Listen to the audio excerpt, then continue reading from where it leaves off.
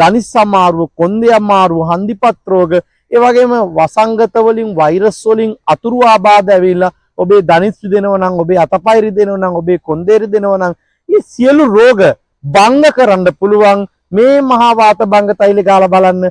මේ විශ්මකර්ම වෙදහාමුදුරු කියලා කිව්වොත් තමයි දැන් හැමෝම අපිව අඳුරන්නේ.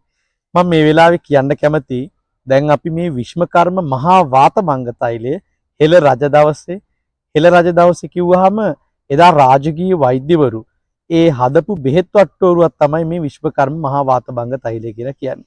මේ විශ්මකර්ම මහා වාත භංග තෛලය මේ වෙනකොට දෙස් විදෙස් ඒ වගේම ලංකාවේ සිටින බොහෝ රෝගීන් භාවිතා කරලා අපිට කතා කරලා එක්කෙනා දෙවෙනි වතාවටත් කතා කරලා තුන්වෙනි වතාවටත් කතා කරලා අපෙන් බෙහෙත් ගෙන්න ගන්නවා.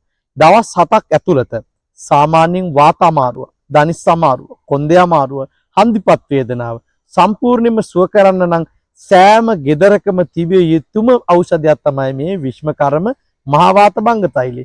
විදහාම්දුරුවන්ගේ වාත භංග තෛල එකපාරක් ගෑවොත් අනිත් දවසෙත් තවත් කෙනෙකුට කියලා ආයෙ ඇවිල්ලා හොයාගෙන ගාන තෛලයක් තමයි මේ මහා වාත භංග තෛල කියලා කියන්නේ.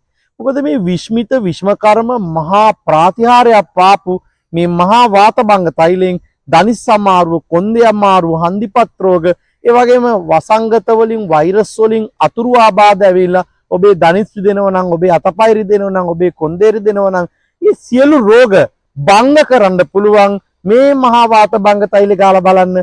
මේ විශ්මිත වෙදමැදුරේ හදන විශ්මකර්ම මහා වාත භංග තෛල. මේ බෙහෙත් අපි අපේ අත්වලින්මයි හදන්නේ.